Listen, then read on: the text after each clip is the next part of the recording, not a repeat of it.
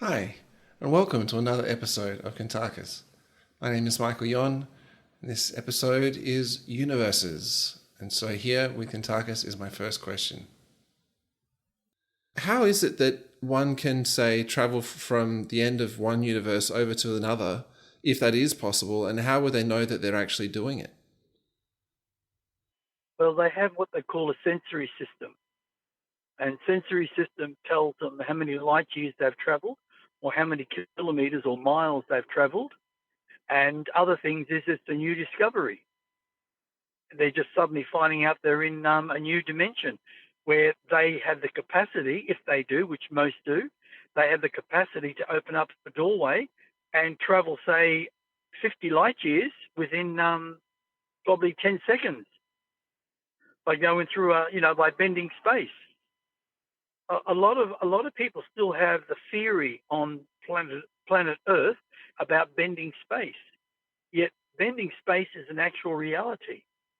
When you learn how to bend space, it's like bending energy, like from a pivot point to a pivot point, and suddenly you're there. You don't have to travel that long line to get to the same point. You bend it, and it's going through different dimensions. It's quite interesting, really. When I travel, like say to meet Father, he takes me, like as we're talking, like last night, I had a meeting with him, and what I discovered was something really fantastic. It might be an idea for me to share it if you want. Yeah. Only if you want. Yeah, please. Okay, I'll share this one. When I saw Father last night, I remember traveling, and I was traveling like no slipstream, just literally, it was like a sound going whoosh, whoosh, like that. And I felt that must have been dimensions. And there could have been about 30 of them. I didn't count exactly. I probably lost count because my concentration wasn't there. And what I discovered when I was there with Father, what he did, it was beautiful. He has this little planet that he created. And it's probably about 39, maybe 45 light years from Nakaris. When I say Nakaris, I'm not talking about the second planet Nakaris. I'm talking about the first planet. And he took me to this little planet. And on that planet that he created, he set up the most beautiful scenery.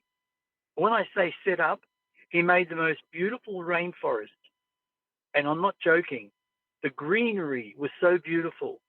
The little animals were so beautiful. And there were several large animals that would have stood like, say, something like a dinosaur, but they were vegetarians. Wow. And they were very unusual. Now, when we were sitting there, he gave me Pasaki tea. And I said, Father, I'm not sure if I can drink this. He said, yes, you can, my son. Try.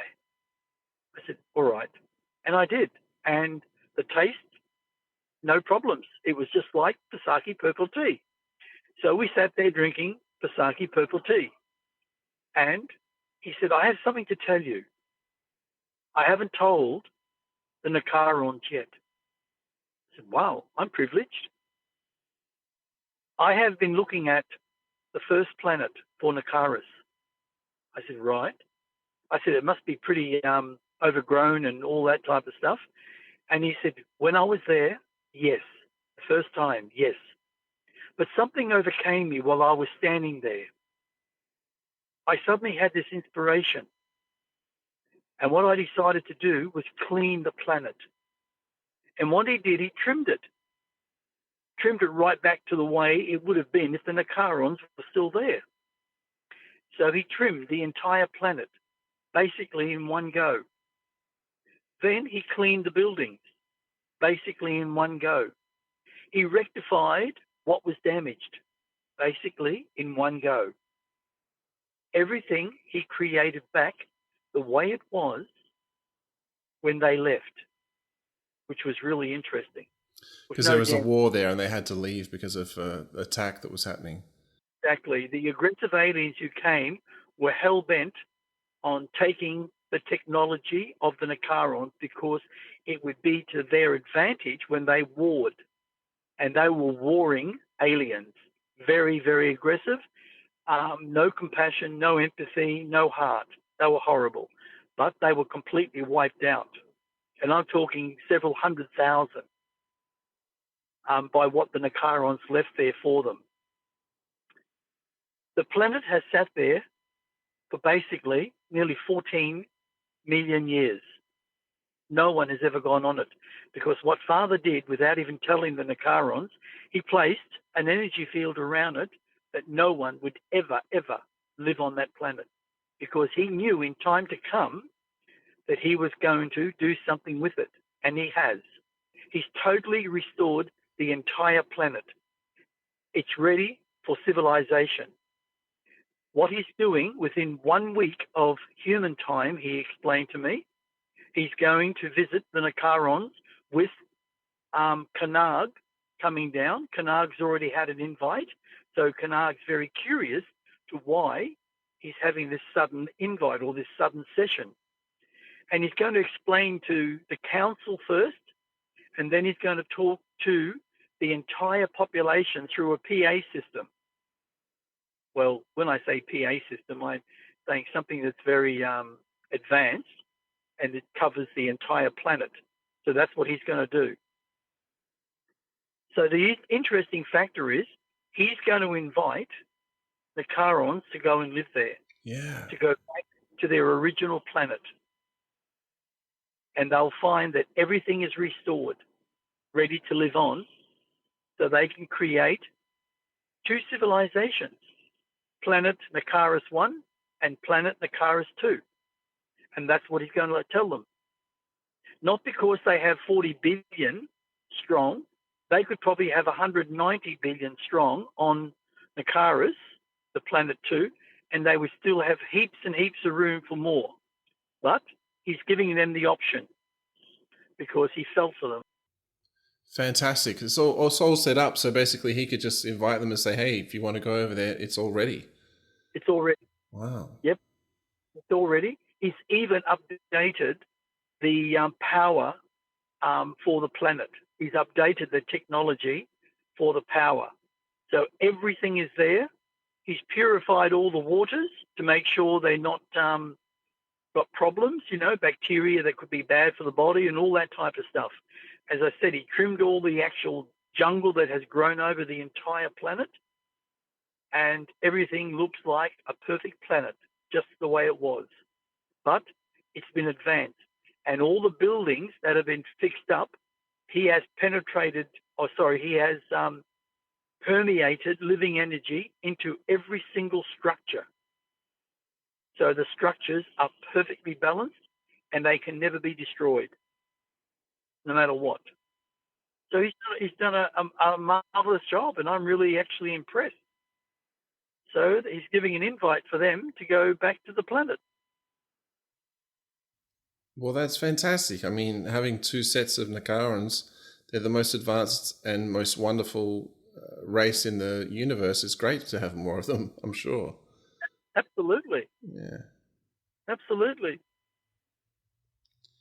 Wow, that's excellent. Yeah, and now going back to your question, mate, I'm sorry, I don't think I finished it.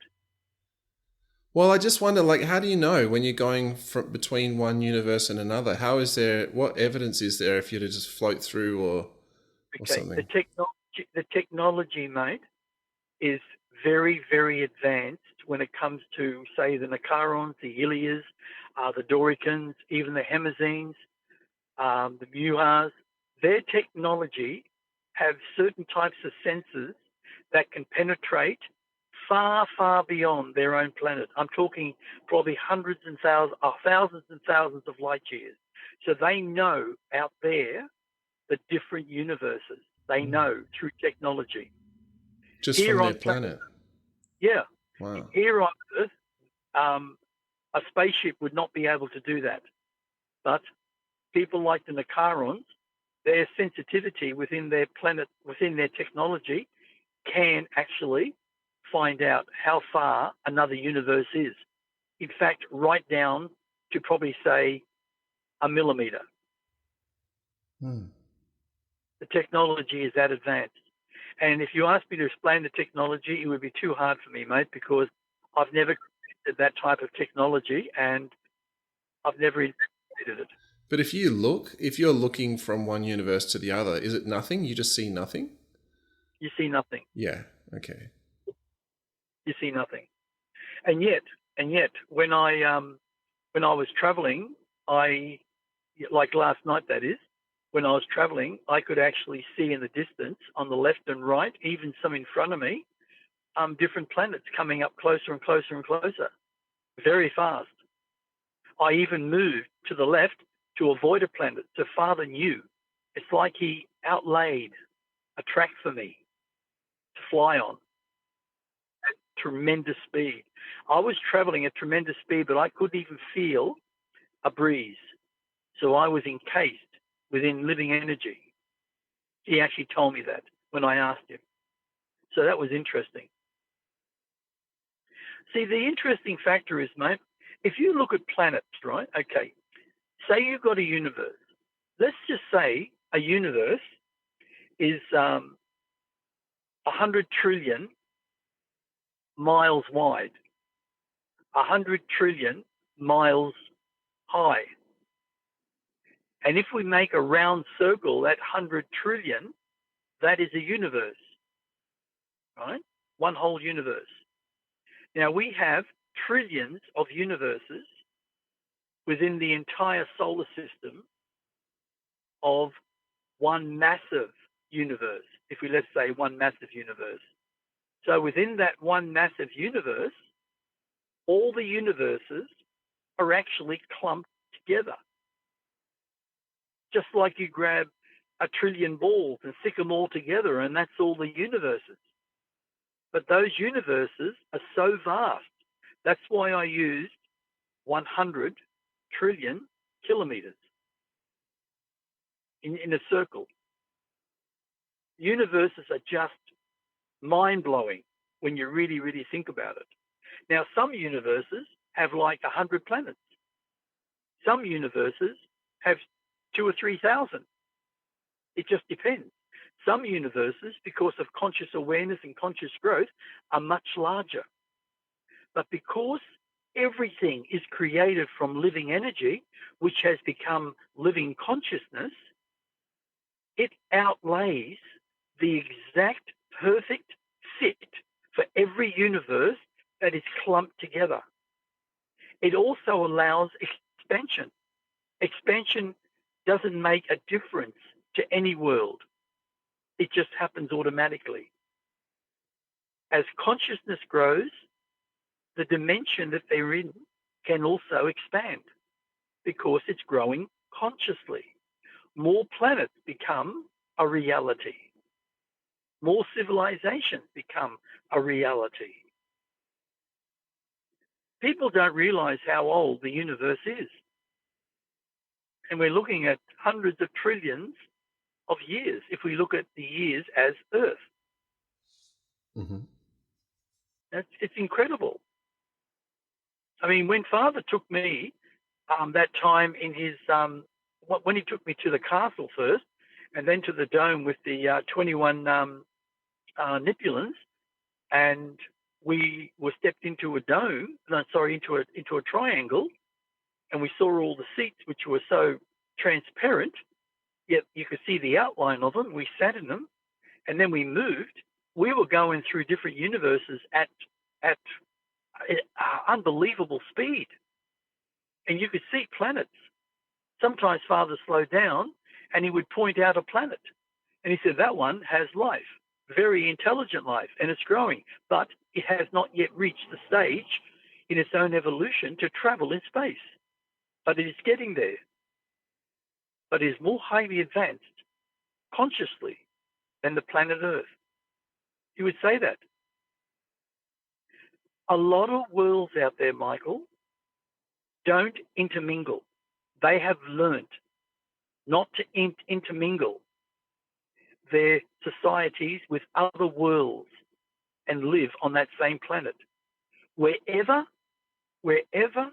a world is, and there are, say, 5, 10, 30, or 40 cultures of different looking beings, there is also wars, fights, upsets, disagreements, because every one of those beings think at a different level in their own consciousness.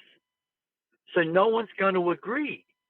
But the funny thing is, when you have a society like, let's say, the Ilias, who have never warred amongst themselves, ever. They don't go out on the streets and bash someone. They don't do any of that stuff.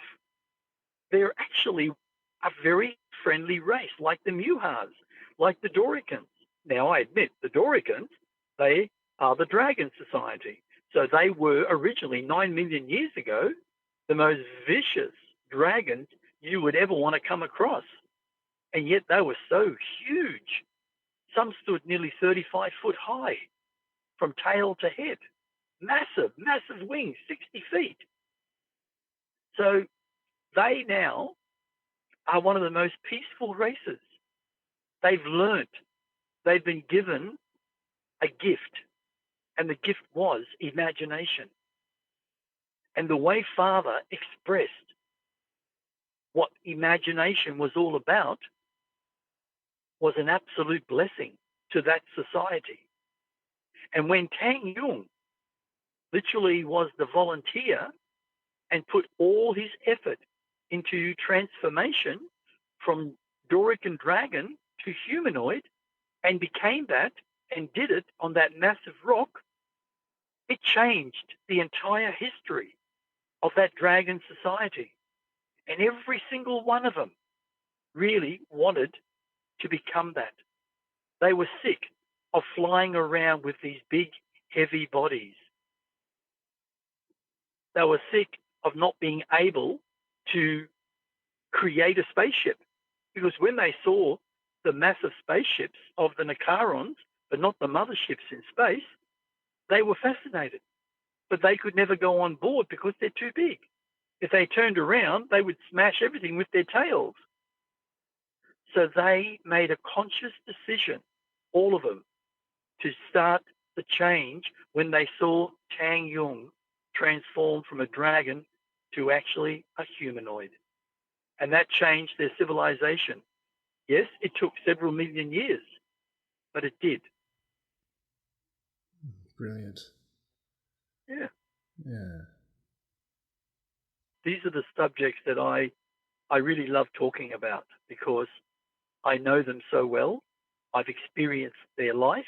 I've experienced their technology.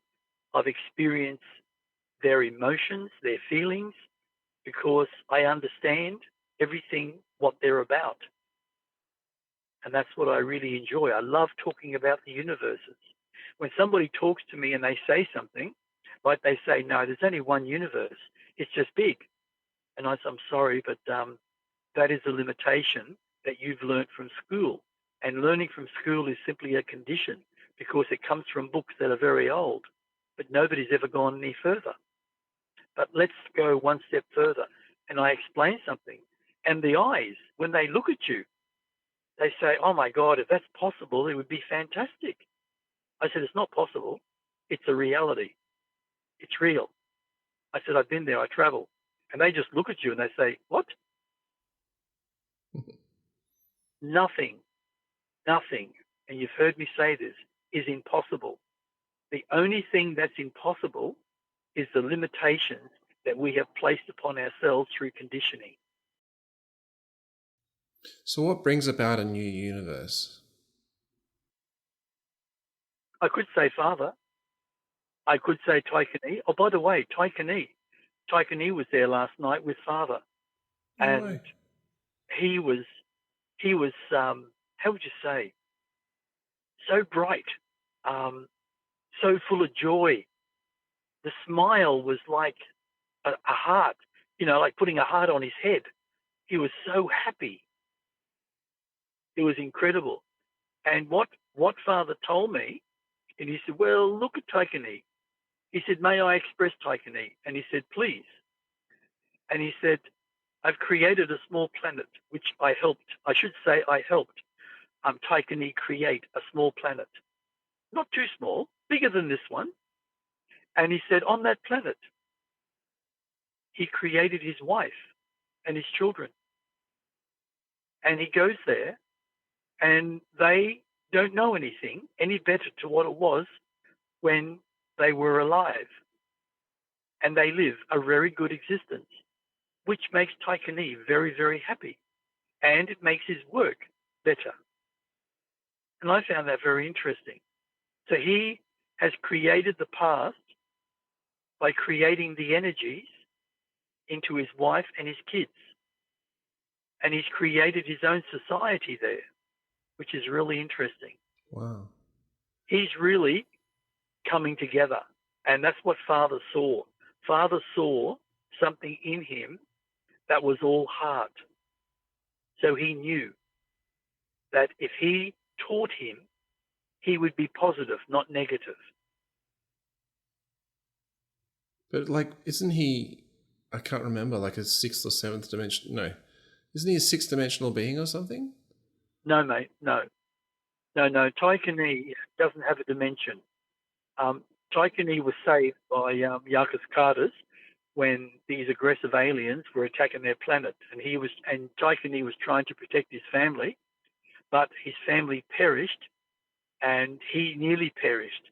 And Father saw him, and he suddenly waved his hand over the planet, and he froze everything. So nothing would change, because if he didn't, Tychony would have died. And then it wouldn't have been able to create him the way he wanted to. So he froze everybody on the planet. And he came down and he took Tychony away. He buried his wife and his kids for him. And he buried everyone else just through the power of thought. And then before he left, he wiped out the entire alien race who were aggressive. He wiped out the 43 ships that were actually in space and also on the planet.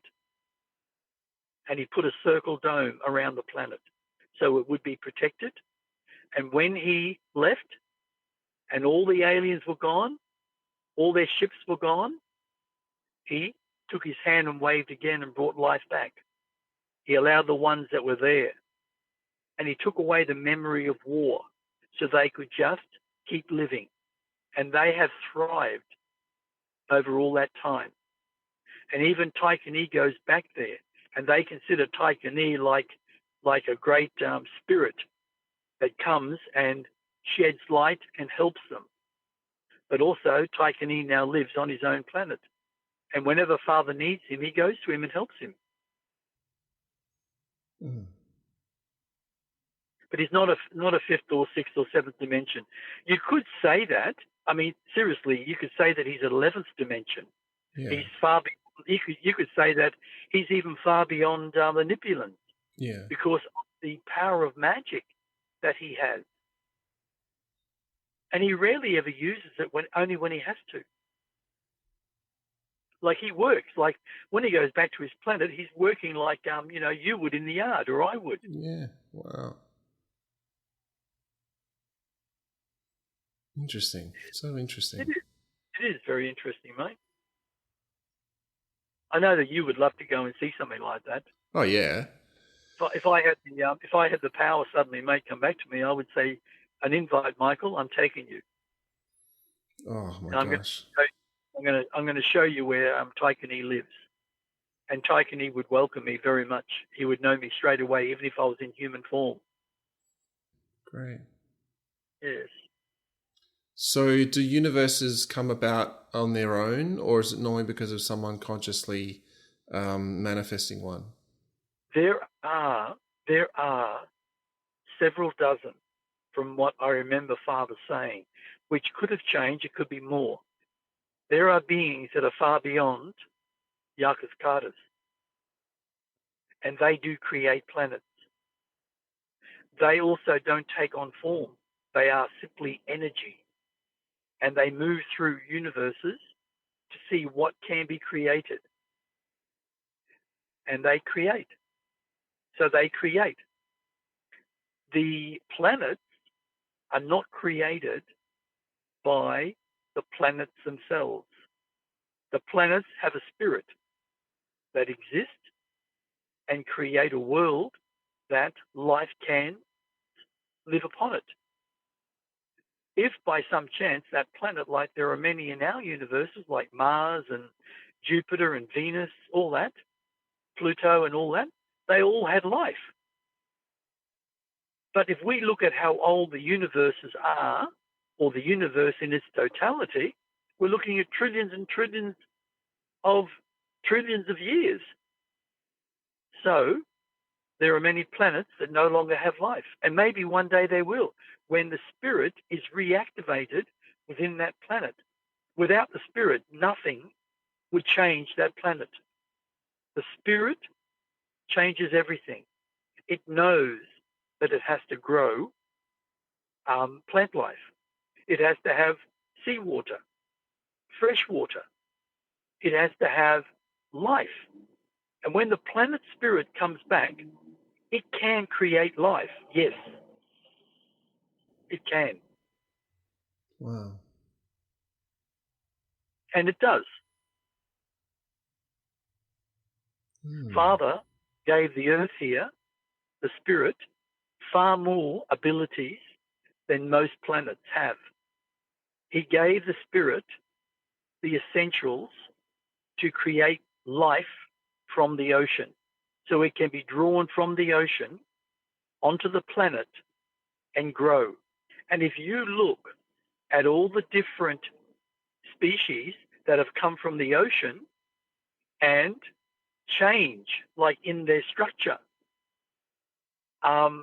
still today, how they create defenses and all that type of stuff, that comes from the spirit of the earth to formulate. So other life forms can survive. But eventually, and as I said this before, eventually when humans become all vegetarians or vegans or fruitarians, what will happen, all carnivoristic animals will just start to perish off and disappear. And there'll be no more carnivores on this planet. There'll be no more basic insects like mosquitoes and flies and all that. In one way, our negativity creates the negative aspect of the planet to annoy us because of our own negative emotions, because we have been so negative throughout our own human history. Yeah, I see that. And every planet that evolves becomes completely peaceful in every way, including not being carnivores. Absolutely. It was hilarious how last time we spoke, you mentioned that there's these little elephants that are on the cars and you have no idea how they can fly. Yes, that's right. But they can. Yeah, that's funny. Actually, it's quite amazing, really. But if you look at them, if you actually look at them the way they are, being so small compared to what elephants truly are, it's quite amazing that one planet has elephants that are so huge. And yet the earth created the elephants to begin with. And yet the aliens created all the dinosaurs. And again, they also destroyed them because they found that they were smashing their ships up, killing their beings, eating them. And they couldn't mine what they wanted to mine. So it's quite an interesting factor of life. And here we are as humans, not fully realizing our true potential. What's your true potential? It's unlimited depending on the amount of time you give it, I'm sure. Yes. Yeah, it's unlimited depending on time. That's right.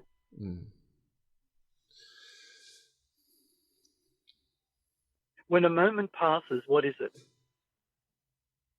Another moment? No, it's the past. It's the past. It's the past. And then the new moment comes in the moment, the present. And as it passes, it's now the past, which is locked into our cellular structure. People have argued with me, and I have never argued with them, but they've argued with me and saying, I'm wrong, I'm wrong, I'm wrong, I'm wrong. And I just smile at them. And I just, well, one day I said, your consciousness will fully understand that the future cannot be gone into, that is present on this earth, because there is no future. It does not exist yet, because we have not thought consciously about the future. We create the future in the moment. Multidimensional worlds are governed at different eras from planet Earth. Some in the past, some close to the present, and some into the future, some way into the future. That's how we perceive that the future exists. We can go to the future. I've gone to the future, but it's on another multidimensional world, another multidimensional vibration. Yeah, oh man, I just realized like at some point in the last week I was lying in bed and thinking of asking you a question about how we're like I think you said that there's like 17 potentially 17 alternate realities, and we all, or most of us, have a spirit that is existing in each one of those at the same time. The same spirit, right? The same spirit is in all of them. Yes. But it's not totally the case for everything or everyone. Some of them die, they join up with us afterwards, and they're all there to help us actually grow consciously. That's why it was created. by the soul. The soul's just spread it out over the different Absolutely. alternate realities for us to grow. Yeah. So we learn because we have the ability to make connections. And I know that for a fact because I've been there many times and I've done things on other multidimensional worlds. So I know they're a reality, but most people don't. They can't accept it.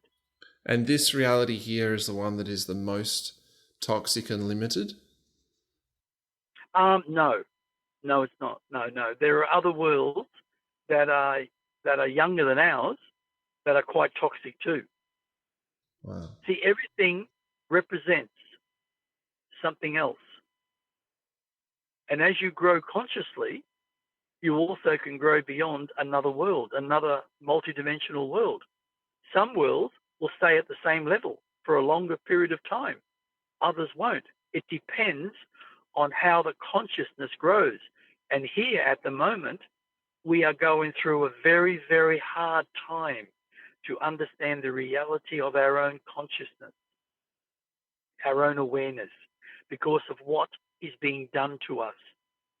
When we wake up and realize that we are not the ones who are making our decisions, decisions are being made for us, which alternate our own decisions into another way, which maybe we were not wanting to go. So we're not making our own decisions, mate. That's for sure. If we really look at it, everything is energy and energy is everything. And it's affecting us because of other people, like the morons, the elite criminals. I read something yesterday. I might send it to you if I remember. It's from Mind Matter, Dr. Joseph Seymour, I think it is. He was saying that he now fully realizes that the agenda of the elite criminals is to depopulate humanity. And that's why COVID-19 vaccines were created. And he's 100% right. He also believes that's why they're doing all these different things, like bringing in the ID, the digital ID, taking chemtrails into the air, toxifying foods, putting all poisons into every food that you could possibly think of in America, fruit, veggies, everything, the water. It sets our body eventually into disease, and eventually we die. when the 5G is 100% going, pretty well anyone that's got a 5G phone that's turned on could possibly just keel over and die, or become very sick and die. This is what this guy is actually saying. But most people, because it's such fantastic technology, they don't want to believe it. They just don't want to believe it. And they won't get rid of their little 5G phone. I'm trying to encourage everyone to go back to a 4G, like get a Galaxy 10 or 11. Well, I mean, my phone is a good phone, but I've just switched it back to 4G. I've literally just changed it to 4G instead of 5G. When did you do that? Oh, ages ago. I've had that. Yeah, ages. Okay. Yeah, so be very careful. You see, because there's a big possibility that with a coding system that's been put into the phones, they themselves can turn on all the 4Gs that have got 5G facility, and you won't even know you're on 5G. Now, they're doing another thing. They're putting in smart meters. You heard about them? Yes. The smart meters in your electricity box, right? They are the most deadliest, fully radioactive devices you could possibly imagine. If you put one of those in and you've got a tree growing in front of it, within a week, maybe two, but within a week, the entire front of that tree that's facing that electricity box will burn, go brown. If you've got a bedroom that's got your electricity box on the wall outside, you're dead. You'll be sick, and then you'll die, because it's very high voltage in radiation. That's why they're putting them in. The elite criminals paid to have them created and put into people's homes. It's another way of depopulating the planet. And I wouldn't be surprised if they've also got them locked into the frequency that's being projected from space for the 5G phones. The radiation is really bad. Yeah. But there again, people say that will save people coming out to your home, your privacy, and reading your meter all the time. And if you won't put in a smart device like that, then they say they can't come out to your place every 6 months. Mm-hmm. And they'll also up your bill by $300 for coming out. Gosh. That's what they told this lady that I know, and she's got the smart system put in.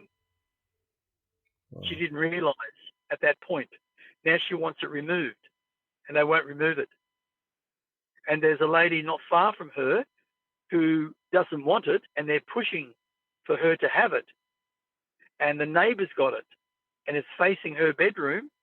And she said, ever since they've had that put in, she said, I've been waking up through the night, not being able to sleep properly in that room.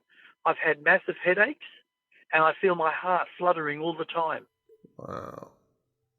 So, if people are saying this, there's got to be truth in it. Mm. But I know for a fact that they're no good. Wow.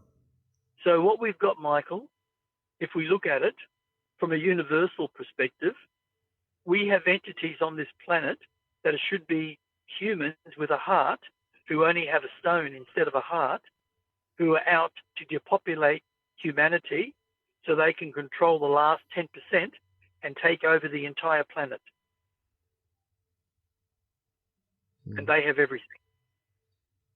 Everything that we've created, whether it's negative or positive. They don't want war. They just want to take over the planet. Do you think they're behind AI as well? Absolutely.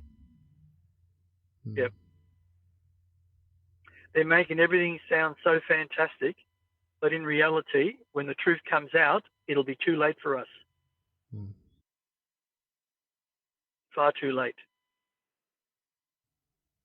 Good times. Yeah, good times, mate. Yes, good times. Did you want to have another question you want to ask or something? I mean, I don't know if I have anything related to the universes anymore. I don't think you answered if universes, like, do universes still come about just of their own? Like somehow they just come about, or is everything because of some higher reason? It works both ways. It can be for a higher reason. People like Yarkis Cartus, yes. It also can be because of the planet. If the planet's been given a very different perspective in its own energies that it's capable of creating, which it does create different life species on that planet. It can be because of living energy. Living energy can create universes, yes. But it's a very hard question to define completely because of how old the universe truly is. Most people, well, a lot of people on this planet believe the universe is not that old because they believe that we have a God that created Earth and created man and all that type of stuff, created all the animals and everything like that, which is completely untrue. Anyone with a bit of logic will look into that and say, no, that's impossible. Who created all the aliens? Who created all the flying saucers that are flying around the Earth? Who created the aliens that are here now trying to take over Earth and kill all the humans, which is happening? You got to ask yourself the question, why would the elite criminals, and I'll name them, why would the Rockefellers, the Rothschilds, the Morgans, the Vanguards, the BlackRocks, people like the Bill Gates Foundation, Klaus Schwab's, all of them, why would they want to wipe out 90% of the human race when they make hundreds of billions of dollars from those people? It doesn't make any sense. The interesting factor is the elite criminals, they know something's coming. Well, what's coming, I believe, is alien race who's going to do something to depopulate the human race. And they now have created these houses underground, these massive chambers made out like they're fortresses made underground that are made out of very thick metal, and they're very luxurious. They have all the facilities everywhere, and they're being made by a certain company all around the world for the elite criminals who can afford them. So when the moment comes, they're going to go underground while we get massacred. How does that sound? Yeah, I see. Wow. Yes, exactly. And if I was saying that to most people, they wouldn't believe.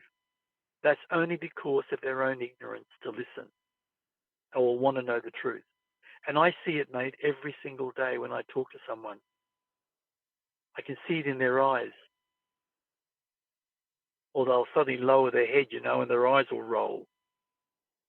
They ask you a question, but as soon as you give them an answer, they just start backing off because they don't want to know. I said to Des today, I had to ring him. I said to him, we were talking about something, and I said, well, Des, I said, it's like this. There's something I've been wanting to tell you, but I'm very hesitant because I don't want to upset you, you and your wife, because it's pretty negative, but it's the truth. He said, no, tell me, go for it. I said, you sure? He goes, yeah, so I did. And he got involved in it also. Then he said, yeah, he said, something I heard the other day, he said a few days ago, he said, what you just said makes a lot of sense. And I said, it does. He goes, Jesus. He said, here I am. He's working my butt off to, get my books published, and I could be dead before it happens. He said, why the bloody hell am I doing this? I said, well, the other thing is, I said, you got to go beyond that. Maybe there's going to be an intervention, that will stop it all. Maybe it's being left to come out in the open so it can be stopped.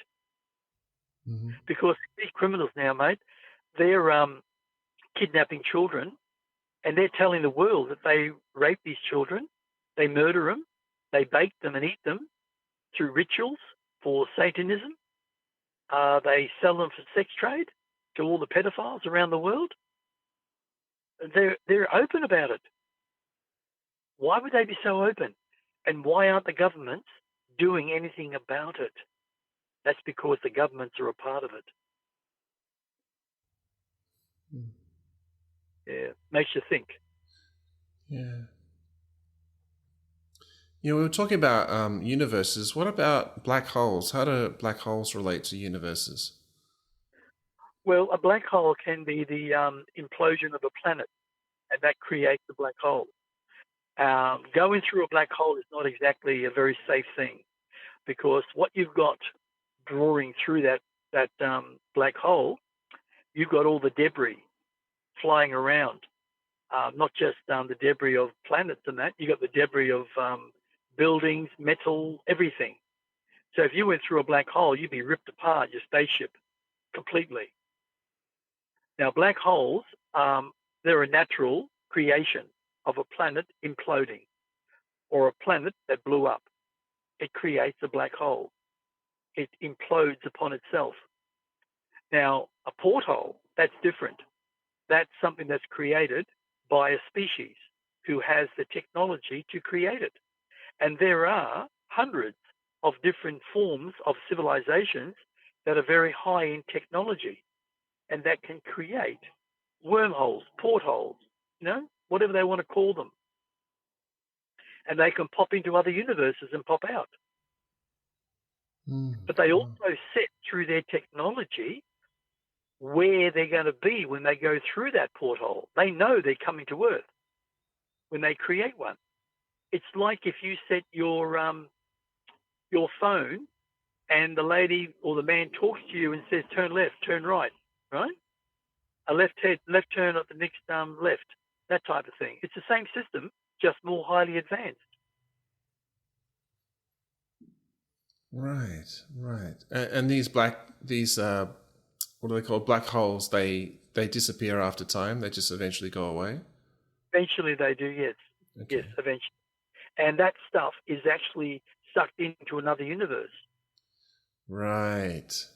And it can be floating through space, and you might be flying a big spaceship, and suddenly, wham, bang, before you know it, these things are traveling at the speed of light. And it could be like 1,000 football fields all coming at you at one time. And there's nowhere you can go. And if your force field doesn't prevent it, well, some of those debris are so huge, it's not funny. So, yeah, they do eventually dissipate. Yes. They dissipate. That's amazing. So they shoot out all this debris into another universe. Yes. Like just, yes. Wow. And it's, quite dangerous if you're nearby. Yes. Yeah. Wow. Very, very dangerous. Very, very, very dangerous. That's why back in 1969, they never landed on the moon. They didn't have the technology to do that. And when you're in space, you can have little debris that could be only, say, a centimeter in diameter and traveling at the speed of light. And it could be like, say, 1,000 of them or 10,000 or 100,000. So you imagine that hitting your spaceship all at the same time? Yeah. You'd have holes everywhere. You'd have holes through your body. You wouldn't even know it. And you'd be dead suddenly. So my wife, Misha, she saw something about that where there was another film apparently came out, and they were showing how they were filming it, and it showed more to what the original one was, and it was just funny to watch. apparently cameras fell out of the ceiling or something. And it was just really strange. But it looked like it was on the moon. You know, like they were on the moon, but it wasn't. It was just a setup. This concludes another episode of Kuntarkis. If you'd like to find out more about Kuntarkis, find his website, which is etcconsciousness.com.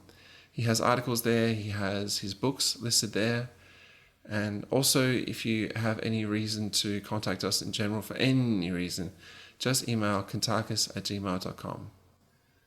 That's it for now. Thanks so much for listening. My name is Michael Yon, and stay tuned for more.